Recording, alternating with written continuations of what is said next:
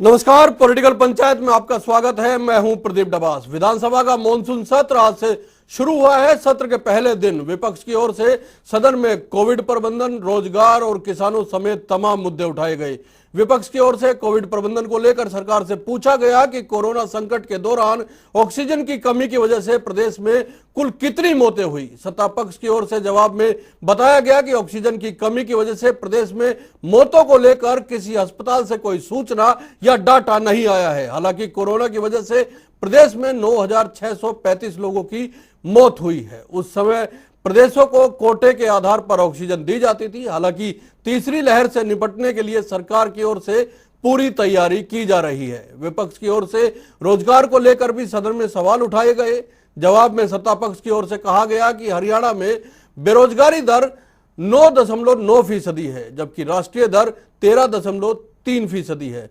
प्रदेश में बेरोजगारी दर पड़ोसी राज्यों से कम है। पंजाब में बेरोजगारी दर 10.8% और राजस्थान में 15 तक ये पहुंची हुई है। दिल्ली में तो 12.0% बेरोजगारी दर है और उत्तर प्रदेश में 13.4 बेरोजगारी दर है। इसे लेकर हरियाणा सरकार ने केंद्रीय सांख्यिकी और कार्यक्रम क्रियान्वयन मंत्रालय का सर्वे दिया है। इस दौरान मुख्यमंत्री और सदन के नेता मनोहर लाल ने टोक्यो ओलंपिक में हरियाणा के खिलाड़ियों के शानदार प्रदर्शन पर प्रशंसा प्रस्ताव पास रखा। सदन की कार्रवाई में ही हिस्सा लेने के लिए कांग्रेस के तमाम विधायक पैदल मार्च करते हुए विधानसभा पहुंचे। इस दौरान पुलिस की ओर से उन्हें रोकने का प्रयास किए जाने के आरोप लगाए गए कांग्रेस विधायकों की ओर से। इसे लेकर कांग्रेस की ओर से प्रिविलेज मोशन भी सदन में पेश किया गया। विपक्ष की ओर से किसानों के खिलाफ मुकदमे दर्ज किए जाने का मुद्दा भी सदन में उठाया गया। वहीं सत्ता पक्ष के विधायक मोहनलाल बडोली ने कहा कि कुंडली के आसपास के इलाकों में आंदोलन की वजह से रास्ते बंद है और इससे कारखाने बंद हो रहे हैं।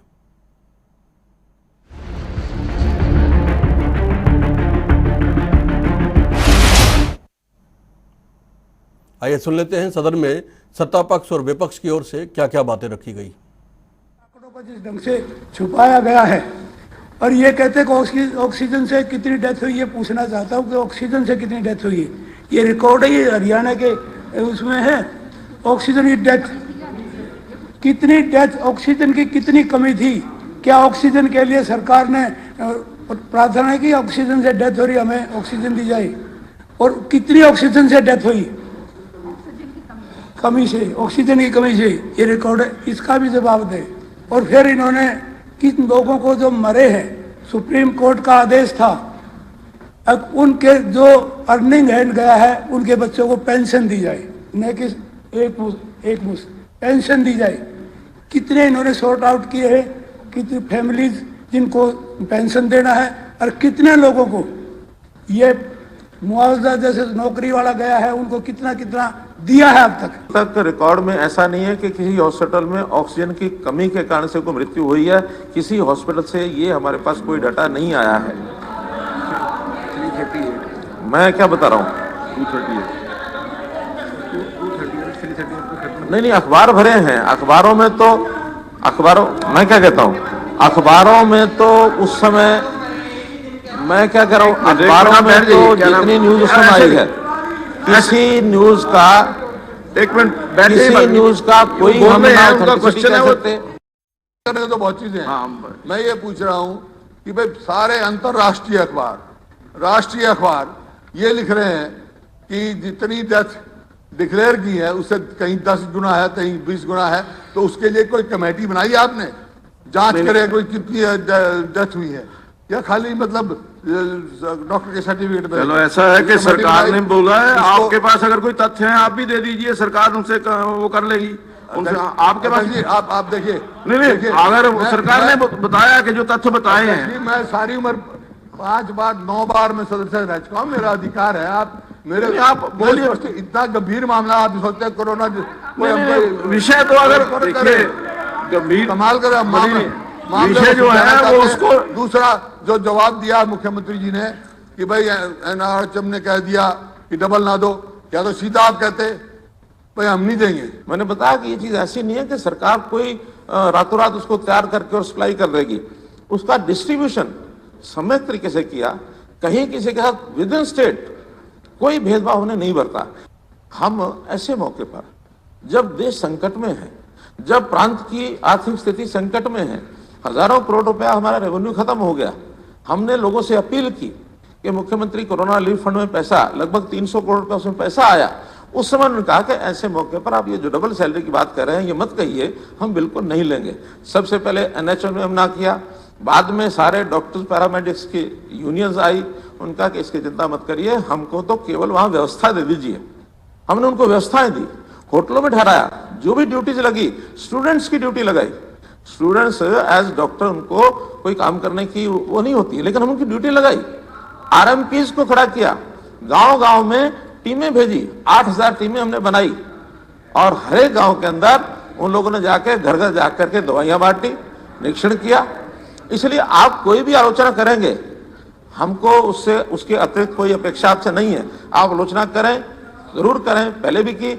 हमने जो व्यवस्था की to best of our efforts ये हमने की है। हमारा टारगेट ये है कि कम से कम जो 1 लाख रुपए मास 1 लाख रुपए सालाना इनकम के कम परिवार हैं, इनको विभिन्न विभागों की स्कीमों के माध्यम से उनकी आय कैसे बढ़ाई जाए। उनको स्वयं रोजगार के माध्यम से, उनको कोई डेयरी पशु बांध करके और अपना कोई परिवार को चला सकते हैं। उसमें स्वयं सहायता समूह में महिलाएं उसमें कुछ काम कर सकती हैं। उसमें कहीं आउटसोर्सिंग के नाते से किसी को काम में दिलवाया जा सकता है। और भिन्न भिन्न प्रकार से जो आय बढ़ाने के साधन 6 विभागों को इसमें लगाया गया है, ताकि न्यूनतम 1 लाख रुपए की इनकम पर परिवार अर्थात 8,500 रुपया महीना ये परिवार, इससे नीचे कोई ना रहे। जी, आय बढ़ाने की बात की गई है सदन के भीतर। कोविड को लेकर सवाल पूछे गए हैं, रोजगार को लेकर सवाल पूछे गए हैं, तमाम मुद्दे उठाए गए हैं, किसानों के मुद्दे उठाए गए हैं। सरकार का कहना है कि आय बढ़ाने का, जिनका 1 लाख रुपए से कम सालाना आमदनी है उसको बढ़ाने की कोशिश की जाएगी। और कोविड प्रबंधन में भी सरकार ने कोई कसर नहीं छोड़ी है और रोजगार लोगों को देने की कोशिश की जा रही है। और रोजगार की दर जो है, जो आंकड़े विपक्ष की ओर से बताए गए हैं, वो आंकड़े सरकार की ओर से कहना है कि ठीक नहीं है। असल में 9.9% ही बेरोजगारी प्रदेश में है। रंजीता मेहता जी हमारे साथ भारतीय जनता पार्टी से जुड़ी है, सुरेश रोड साहब कांग्रेस पार्टी से हमारे साथ जुड़े हैं और अजय गुलिया साहब जो साझेदार पार्टी है जननायक जनता पार्टी सरकार में, उनकी ओर से प्रतिनिधित्व करेंगे। रंजीता मेहता जी, सरकार के पास आंकड़े ही नहीं है कि ऑक्सीजन की कमी की वजह से प्रदेश में कोई मौत हुई भी है कोविड काल के दौरान या नहीं हुई है। ये संशय क्यों बना हुआ है? ऑक्सीजन की कमी थी, बिस्तरों की कमी थी, लोगों को एडमिशन नहीं मिल रहा था, अस्पतालों में भर्ती नहीं हो पा रहे थे। फिर उसके जवाब में ऐसी बात कि ऑक्सीजन की कमी की वजह से किसी की मौत हुई है, ये बात पता ही नहीं है सरकार को। प्रदीप जी, मैं ये मानती हूँ जिस तरीके से कोविड महामारी के अंदर हमारी सरकार ने सूझबूझ से काम किया, जिस तरीके से जो ऑक्सीजन की कमी शुरू में थी, जिस तरीके की कमी थी, उसके बावजूद उतनी ही उसकी कैपेसिटी बढ़ाकर 285 मैट्रिक टन जो रिक्वायरमेंट थी उसको पूरा किया गया। उसके बाद पानीपत के अलावा और बहुत जगह भी नए यूनिट लगाए गए जहाँ पर ऑक्सीजन बनाई जाए। उसी समय खड़े पैर हमारी सरकार के द्वारा 500 बेड के 2 हॉस्पिटल बनाए गए। जिस तरीके से इस महामारी को हमने संभाला, क्योंकि सभी जगह का बोझ हमारे ऊपर था, चाहे वो पंजाब था, चाहे वो राजस्थान था, चाहे वो साथ लगता दिल्ली था, चाहे वो नोएडा था, सब जगह का बोझ जो हरियाणा ने उठाया। उसके बावजूद जिस तरीके की सूझबूझ के साथ हमारी सरकार ने काम किया और जिस तरीके से मरीजों को संभाला, ये सराहनीय कदम है, बल्कि सरकार की शाबाशी होनी चाहिए। हमने जिस तरीके से इस महामारी को संभाला, वरना बहुत दिक्कत और परेशानी आ सकती थी। अगर ऑक्सीजन की कमी जिस तरीके की बाकी जगह पर रही, हरियाणा के अंदर भी रहती, तो जो आज मंजर आपको नजर आ रहा है कि लोग ठीक होकर अपने घरों को चले गए, ये मंजर बहुत ही बदतर होता। और आप जहां तक कहते हैं कि सरकार ने क्या किया, सरकार ने आज जिस तरीके से टीकाकरण का मुहिम चलाकर हर इंसान को 2 डोज देकर उनको सुरक्षित करने का काम किया है, और तीसरी महामारी जो कह रहे हैं कि आ सकती है, उसको लेकर भी सरकार पूरी तरीके से सतर्क है। हर जगह पर हर चीज की पूरी कमी को पूरा करके सरकार ने जो आज कदम उठाया है, उसके लिए सरकार को शाबाशी मिलनी चाहिए।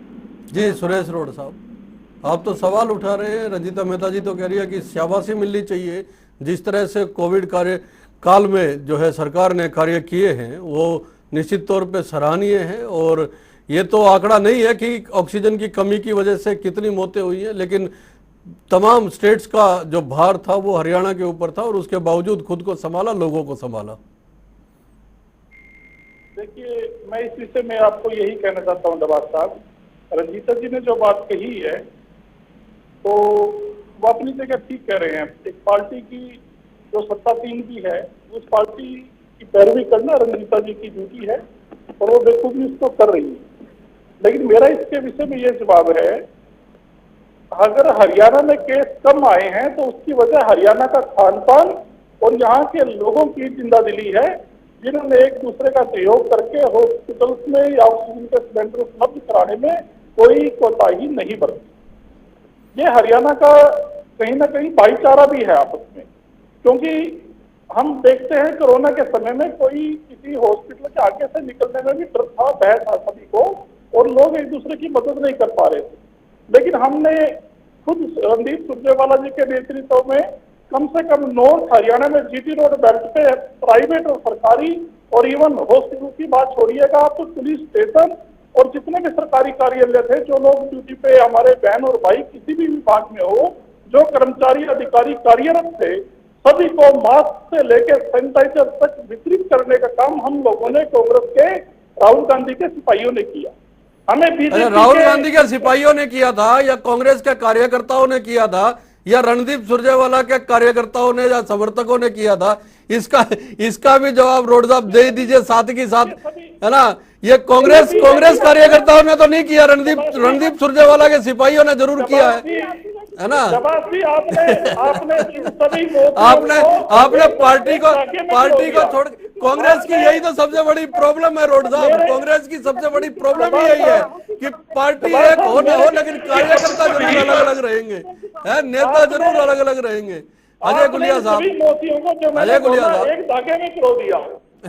अजय गुलिया साहब, एक बात में रोजगार का मुद्दा बड़े जोर शोर से उठाया गया है विपक्ष की ओर से, आज भी उठाया गया। सरकार कह रही है कि रोजगार भी दे रहे हैं और जो आंकड़े विपक्ष की ओर से दिए जा रहे हैं वो आंकड़े ठीक नहीं है। असल में बेरोजगारी दर हरियाणा की 9.9% है, इससे ज्यादा नहीं है। इससे ज्यादा तो जो पड़ोसी राज्य है उनकी बेरोजगारी दर है। ये प्रदेश के युवा कैसे मान ले जब रोज रोज पेपर आउट हो जाते हैं, एक नौकरी के लिए लाखों आवेदन आते हैं और फिर वो भर्तियां नहीं हो पाती है। ये कैसे प्रदेश का युवा मान लेगा कि बेरोजगारी दर हरियाणा में इतनी कम है? देखिए प्रदीप जी, मेरे और आपके कहने की बात नहीं, तो विधानसभा में ऑन रिकॉर्ड की बात है जो मुख्यमंत्री महोदय ने जवाब दिया। तो देखिए, अगर वो विधानसभा के अंदर खड़े तो ये जो कांग्रेस की ओर से लगातार आंकड़े बेरोजगारी को लेके दिए जाते रहे हैं अजय जी, ये कांग्रेस की ओर से ये जो लगातार आंकड़े दिए जाते रहे, इस पे जवाब और दे दीजिए। देखिए डबास साहब, मैं कहना तो नहीं चाह रहा था, लेकिन आपने अब पूछ लिया तो जरूर बताना चाहूंगा। देखिए, कांग्रेस की अपनी एक वो है, झूठ का औरा चलता है इनका। अब राहुल गांधी जी का महिमा मंडन कर रहे हैं। अरे राहुल गांधी को अगर रेस में अकेला दौड़ा दो तब भी तीसरे नंबर पे आएगा, ये उनका महिमा मंडन करने में लगे हैं। अभी इन्होंने आरोप लगाया अखबारों के माध्यम से, अखबारों में ये छपता है, अखबारों में ये छपता है। अरे ये वही अखबार है जो हरियाणा प्रदेश के पूर्व मुख्यमंत्री भूपेंद्र सिंह हुड्डा को सबसे बड़ा प्रॉपर्टी डीलर बताते हैं। क्या वो अखबारों की ये बात मानेंगे? क्या भूपेंद्र हुड्डा जी ये बात मानेंगे? ये वही अखबार है, वो उनको सबसे बड़ा प्रॉपर्टी डीलर बताते हैं। उनके राज में क्या हुआ था, ये सारी चीजें मैं इस चीज में नहीं जानना चाहता। लेकिन देखिए, दूसरे के ऊपर आरोप लगाना हमारी फितरत नहीं है, लेकिन कोरोना काल के अंदर लोगों को मुसीबतें हुई। लेकिन गुलिया साहब देखिए, सवाल तो मैं बहस यहाँ पे बहस में आधे घंटे में करता नहीं हूँ, मैं सिर्फ चर्चा करता हूँ और चर्चा जो है सार्थक होनी चाहिए, उसका कुछ निष्कर्ष होना चाहिए। अजय गुलिया साहब, एक सवाल विपक्ष की ओर से लगातार उठाया जा रहा है कि आप लोगों ने जब आपकी पार्टी सत्ता में नहीं आई थी और इलेक्शन में थे आप, उस दौरान ये कहा था कि प्रदेश के युवाओं को कारखानों में, उद्योगों में 75 या प्राइवेट नौकरियों में 75% आरक्षण की व्यवस्था की जाएगी, आपने की। लेकिन वो कानून तो अभी तक लागू नहीं हुआ है। कैसे आप पे भी प्रदेश का युवा भरोसा करे सर? तो क्यों करे? देखिए डबा साहब, मैं एक चीज कहना चाहता हूँ। कि देखिए कोई ये राजशाही नहीं, ये लोकशाही है। हर चीज की एक प्रक्रिया होती है, वो गवर्नर महोदय से साइन कराने का, उसको एक्ट बनाने का, ये सारे काम हो चुके हैं। ये कोई ऐसी चीज नहीं है, वो नोटिफिकेशन भी हो चुकी है। देखिए कोई भी नई व्यवस्था शुरू करने में थोड़ा समय लगता है, लेकिन उसको सुचारू रूप से शुरू कर दिया गया। हमारा वादा था, प्रमुखता से हमारा सबसे प्रमुख वादों में से एक था कि 75% रोजगार हरियाणा प्रदेश के युवाओं के लिए आरक्षित होंगे, और वो हमने किया। आप लोगों के सामने ये सारी चीजें हैं, लेकिन फिर भी लाभ तो अभी तक मिलना शुरू नहीं हुआ है ना गुलिया साहब?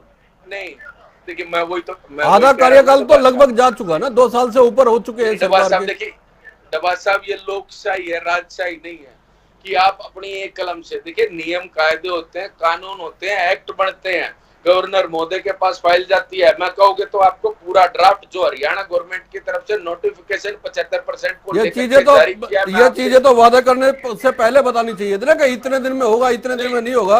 रंजीता मेहता जी, आज 3 प्रमुख मुद्दे विपक्ष की ओर से उठाए गए हैं, जिसका जवाब सत्ता पक्ष की ओर से दिया जा रहा है। एक कोरोना को लेकर बात हो चुकी है, दूसरा रोजगार को लेकर हो चुकी है, तीसरा विपक्ष की ओर से सवाल यह उठा गया है कि जब आपका विरोध तमाम हलकों में और तमाम जगहों पे हो रहा है, तो ऐसे में आप जो लोग आंदोलन कर रहे हैं 3 कृषि कानूनों के खिलाफ, आप उसको दबाने के लिए देशद्रोह जैसे गंभीर धाराओं में मुकदमे दर्ज करवा रहे हैं आंदोलनकारियों के खिलाफ। मैं प्रदीप डब्बास जी पूछना चाहती हूँ, ये प्रश्न आज बीबी बत्रा जी ने उठाया और मुझे हंसी इस बात की आती है कि इतने सीनियर होते जा रहे हैं, उसके बावजूद ये तय नहीं कर पा रहे कि मुकदमे कौन से दर्ज होने चाहिए। अगर आज मैं बात करती हूँ कि 26 जनवरी से जो हिंसा हुई, वहाँ पर जिस तरीके का आंदोलन हुआ, जिस तरीके से वहाँ पर मारकाट हुई, तो बीबी बत्रा जी बता दें उसको देशद्रोह ना माना जाए तो क्या माना जाए? आज जिस तरीके से वहाँ की बंगाल की युवती के साथ वहाँ पर रेप हो रहा है, उसके बाद मुकदमे देशद्रोह के ना माने जाए तो किस बात के माने जाए? जिस तरीके से बार बार हिंसा होती है वहाँ पर, जिस तरीके से एक इंसान को जिंदा जला दिया जाता है, जिस तरीके से एमएलए की कारों पे शीशे तोड़े जाते हैं, छोटे बच्चे उनके गाड़ी के अंदर होते हैं, इन मामलों में बत्रा साहब ही बता दें कि पर्चा दर्ज न किया जाए तो क्या किया जाए, देशद्रोह का मामला न किया जाए तो क्या किया जाए? आप बता दीजिए। जिस तरीके से आप अपने संयोजित लोगों को भेजकर ये काम करवाते हैं, बार बार अगर मैं 1947 की बात करूं, पार्टीशन को लेकर बात करूं, 1984 के सिख दंगों की बात करूं, जब भी देश में दंगे हुए हैं उसके पीछे कहीं ना कहीं कांग्रेस का हाथ रहा है, क्योंकि अगर आप जब सत्ता से बाहर होते हैं आपको हजम नहीं होता और आप लोग सत्ता में आने के लिए हर उस नीति पर काम करते हैं जो आपको शोभा। सुरेश रोड साहब, भारतीय जनता पार्टी की ओर से लगातार ये बात कही जाती रही है कि इस तरह के जितनी भी घटनाएं होती हैं उसके पीछे, क्योंकि आपको अपनी राजनीति खड़ी करनी है, पिछले 10 साल से आप सत्ता से बाहर है, आपको किसी न किसी तरीके से अपने आप को लोगों में बनाए रखने के लिए उनके कंधों पे जो भारतीय जनता पार्टी का कहना है कि उनके कंधों पे आप बंदूक रख के चला रहे हैं और बोले वाले किसानों को उकसाने का काम कर रहे हैं। डब्बास साहब, ऐसा बिल्कुल नहीं है। ऐसी कोई अवांछनीय घटना प्रधानमंत्री जी की या माननीय अमित शाह जी की रैली में भी हो सकती है। क्या प्रधानमंत्री अमित शाह ऐसे अवांछनीय तत्वों को इनवाइट करके बुलाते हैं अपनी रैली में? अगर बॉर्डर पर बैठे हुए लाखों किसानों के बीच में कोई आरएसएस में ट्रेनिंग लेकर डंडे बजाने की और यहाँ आके किसानों को बदनाम करने की छोटी सी घटना को या षड्यंत्र को अंजाम दे देता है, उसमें क्या किसान कसूरवार है? लेकिन सवाल तो देखिए सुरेश रोड साहब, मैं रंजीता जी आपके पास आ रहा हूँ। सवाल तो एक ये भी है कि इस आंदोलन की वजह से जिसे आप सपोर्ट कर रहे हैं, रोड साहब, इस आंदोलन की वजह से जिसे आप सपोर्ट कर रहे हैं, इस आंदोलन की वजह से चाहे कुंडली बॉर्डर है और चाहे टिकरी बॉर्डर है, दोनों के साथ औद्योगिक इलाके लगते हैं। इधर कुंडली है और इधर बहादुरगढ़ है। देश का काफी व्यापार यहां से होता है, उत्पादन यहां से होता है, जो कि फैक्ट्रियां आज की तारीख में बंद पड़ी हैं। ये भारतीय जनता पार्टी के विधायक ने आज सदन में कहा है। ऐसे में क्या रास्ता निकालने के लिए कांग्रेस जो है किसानों को समझाने का काम, या जो आंदोलन पर बैठे हैं उन लोगों को समझाने का काम करने की बजाय उनको उकसाने का काम, यह भारतीय जनता पार्टी का आरोप है कि आप करते हैं, तो इसमें नुकसान तो देश का भी है साहब।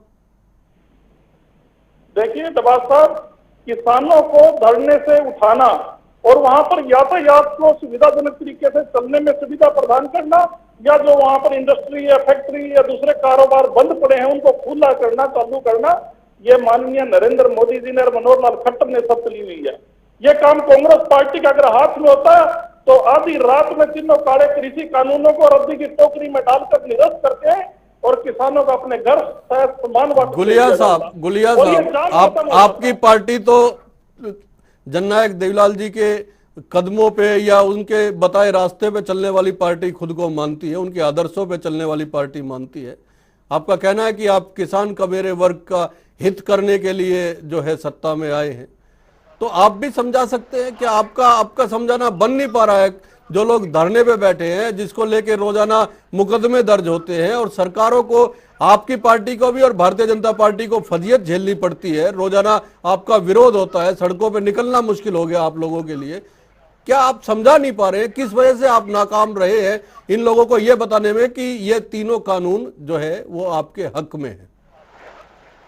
नहीं, देखिए प्रदीप जी, अगर किसान चाहते हैं तो चर्चा होनी चाहिए, किसान अगर चाहते हैं तो अमेंडमेंट होनी चाहिए, लेकिन वो अमेंडमेंट किसानों के चाहने के अनुसार होनी चाहिए। गुरनाम सिंह चढ़ूणी सरीखे कांग्रेस के दलालों के कहने से तो नहीं होनी चाहिए। वो लोग किसान का हितैषी कैसे हो सकते हैं? ये गुरनाम चढ़ूणी राजस्थान तो नहीं गया था ये विरोध करने, जहां बाजरा 1100 बिक रहा था, हरियाणा में तो 2200 बिका था। अगर विरोध करना था तो राजस्थान में जाकर के करते, हमारी तो सीमाएं लगती हैं। हमारे तो आपको गुरनाम चढ़ूणी को थोड़ी समझाना है, आपको तो जो लोग आंदोलन कर रहे हैं उनको समझाना है।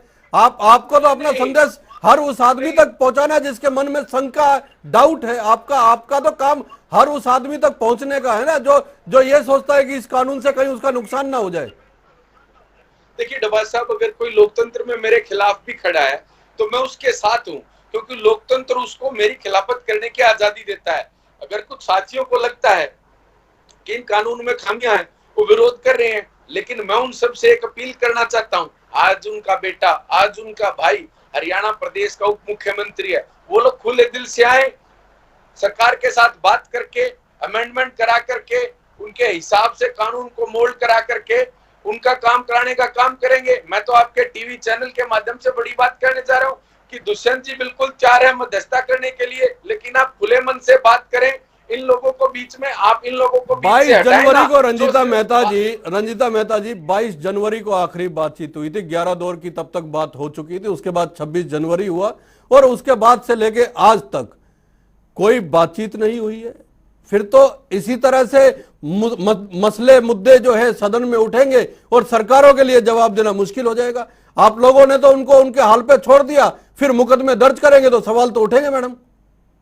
प्रदीप जी, आज कांग्रेस की राजनीति का स्तर इस स्तर तक गिर चुका है कि आज एक छोटे बच्चे का इस्तेमाल कर आज हुड्डा साहब और तमाम विधायक बाहर प्रदर्शन कर रहे हैं। उस छोटे बच्चे को रिक्शा में बिठाकर जिस तरीके से उसका राजनीति के लिए उपयोग किया गया है, आपके चैनल के माध्यम से मैं आज कोर्ट को भी ये आग्रह करती हूँ कि जस्टिस जुवेनाइल एक्ट 2015 के तहत सेक्शन 75 ये कहता है कि इनके ऊपर एफआईआर दर्ज होकर इनको 3 साल की कैद होनी चाहिए। आज जिस छोटे बच्चे का इस्तेमाल आपकी जनता टीवी पर दिखाया जा रहा था और आपके पवन सिंह जो है वो लाइव वहां पे हुड्डा साहब की बाइट ले रहे थे, जहाँ पे एक छोटे बच्चे को से एक्टिंग कराई जा रही है कि किस तरीके से नकल करनी है। आप देखिए कि आपके टीवी चैनल के माध्यम से जो लोग बच्चे उस टीवी चैनल को देख रहे होंगे उनकी मानसिकता पे क्या गुजरेगी और जिस बच्चे का इस्तेमाल किया गया है उसकी मानसिकता पे क्या गुजरेगी। आज इतनी बताइए रोड साहब, आप लोगों को अपनी बात रखने के लिए बच्चों का सहारा लेना पड़ता है, फिर आपको सुनना पड़ता। बोलिए रोड साहब। देखिए, पहले मैं जेजेपी के साथी की एक बात का जवाब देना चाहता हूँ। बड़ा कह रहे थे किसानों के आंदोलन में दुष्यंत चौटाला जी से मध्यस्थता करने के लिए तैयार है। ये पहली बात तो सेंटर का कानून है, नरेंद्र मोदी जी इसमें सक्षम है, अगर वो चाहें तो कानूनों को निरस्त कर सकते हैं। मनोहर लाल खट्टर जी भी जो मुख्यमंत्री हैं, उप मुख्यमंत्री से ऊपर है मेरे ख्याल, वो जब वो पैरवी करके कृषि मंत्री से भी मिले और भी नेताओं से मिले, जब वो कोई कार्रवाई नहीं करवा पाए इन कानूनों के खिलाफ, तो ऐसे में किसानों का मजाक है ये इस टाइप की बात करना। और मैं मेरे साथी को एक बड़ी स्ट्रिक्ट बात कहना चाहता हूँ, परफॉर्मेंस के ऊपर, कार्य प्रणाली के ऊपर, ट्रांसपेरेंसी और क्रेडिबिलिटी के ऊपर सवाल तो रंजीता मेहता जी ने ये किया ना रोड साहब की। मेरी एक सेकंड की बात है।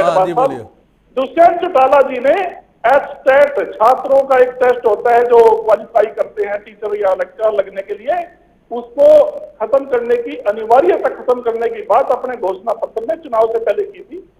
और इसी बीजेपी सरकार ने पिछली बार 200-200 किलोमीटर से दूर छात्रों को भेजा। बच्चे को एक रिक्शा में बिठा के, वाहन में बिठा के और नकल करने की जो एक्टिंग करवाई आपको अपनी बात रखने के लिए, सवाल तो ये है जो भारतीय जनता पार्टी की ओर से किया गया है कि आपको अपनी बात रखने के लिए अब छोटे बच्चों का सहारा लेना पड़ रहा है। वो किसानों के मुद्दे पे मध्यस्थता नहीं कर पाते। रोड साहब,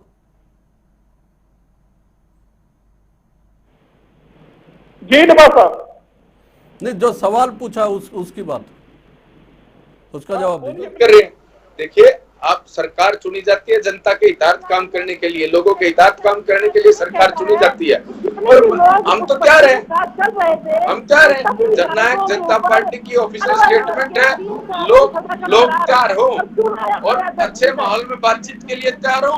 हम लोग बीच में, हमारा नेता हरियाणा प्रदेश का उप मुख्यमंत्री बातचीत कराने के बड़ी बातें हैं। लेकिन ये कांग्रेस के लोग जलिया साहब, ये बड़ी बातें, 8 महीने हो गए, सर्दी गर्मी बरसात सब कुछ वो लोग झेल रहे हैं, वो सब कुछ झेल रहे हैं। सरकार सिर्फ ये कह रही है कि हम बातचीत के लिए तैयार है, जो भी मुद्दे होंगे उनको हल किया जाएगा। हल हो नहीं रहा है, बातचीत की पहल ना उनके ओर से उनको राजी किया जा रहा है सरकार की ओर से, ना सरकार पहल कर पा रही है। रंजीता मेहता जी, बच्चे कुत्ते बॉर्डर पे बैठे हैं और सिर्फ कांग्रेस द्वारा प्रायोजित और स्पॉन्सर्ड लोग हैं। किसान आज अपने खेत में काम करके सरसों और सूरजमुखी का बम्पर रेट लेकर, लेकिन इतना कहने से काम तो नहीं चलेगा ना रंजीता। जो लोग बैठे उनको हटाना भी तो पड़ेगा ना, इतना कह देने से बिल्कुल हटाना पड़ेगा। सरकार हमेशा तैयार है, आज भी कहा, कल भी कहा, हर बार कहेंगे। हमारे कृषि मंत्री तोमर जी ने कहा, हमारे यहाँ के जेपी दलाल जी ने कहा, आपका जब मर्जी स्वागत है, आइए आपके दरबार। आखिरी एक मिनट है, मैं 20-20 सेकंड आप लोगों के लिए लेके आ रहा हूँ। रोड साहब, आपके द्वारा जितने आंकड़े रखे गए और जितने मुद्दे उठाए गए सरकार की ओर से सबका जवाब दिया गया। आपने कहा बेरोजगारी दर 28.1% है, सरकार ने कहा नहीं 9.9% है, कम है। आपने कहा कोविड का सवाल उठाया, सरकार ने कहा व्यवस्था की गई है। जितने मसले उठाए गए हैं उसका आंकड़ों के साथ जो है जवाब सरकार की ओर से दिया गया। 20 सेकंड है आपके पास, जवाब दीजिए। देखिए, आंकड़ों के खिलाड़ी हैं बीजेपी वाले, या ये सरकार आंकड़ों की खिलाड़ी है, इसमें कुछ भी आंकड़े पेश कर देंगे। ये तो आंकड़े ये भी पेश करते हैं कि अंधे से अंधे व्यक्ति को सड़क के ऊपर, हाईवे के ऊपर, ये जो अमेरिकन बछड़े और बछड़े जो गायें बैठी मिलती हैं, एक्सीडेंट होते हैं, इनके कागजों में तो वो एक भी दिखाई नहीं पड़ता। हरियाणा के किसी गली में, किसी कोने में निकल लिए, हर रोज दुर्घटनाएं देखते हैं। तो बड़े आंकड़े क्या लाएंगे जो 6 फुट के संडों को नहीं पकड़ पाते, या छोटे बारीकी के आंकड़े कभी जुटा पाएंगे? 20 सेकंड आपके पास अजय गुलिया साहब। रोजगार के मसले पे आपकी पार्टी की ओर से बड़ा वादा किया गया था प्रदेश के युवाओं को प्राइवेट उद्योगों में नौकरी देने का, लेकिन कैसे भरोसा करें जब तक अब तक लागू नहीं हुआ? तो नहीं, देखिए डबासा लागू है, सारी चीजें लोगों के बीच में है, पब्लिक डोमेन में 75% का हमने अपना वादा पूरा करा। और देखिए, हम पहली बार सरकार में आए हैं, ये लोग तो 15-15 बारी सरकार में जिसका गुणगान कर रहे थे, राहुल गांधी का बाप और राहुल गांधी की दादी। रंजीता जी, 20 सेकंड आपके पास है। कोविड को लेके, किसानों को लेके, रोजगार को लेके, पीने के पानी को लेके, क्या प्रदेश की जनता भरोसा करे आपके? प्रदेश की जनता को ऑलरेडी भरोसा है और भरोसे के साथ सरकार चल रही है। हम हर उस इंसान को मदद करने के लिए तैयार हैं जो अंतिम पंक्ति में, अंतिम लाइन में बैठा है। अंतिम पंक्ति में जो व्यक्ति मौजूद है उसकी हर मदद करने को भारतीय जनता पार्टी कह रही है तैयार है। विपक्ष की ओर से तमाम मुद्दे उठाए जा रहे हैं। 2 दिन और शेष है सदन में, देखते हैं क्या हंगामा होता है। नमस्कार।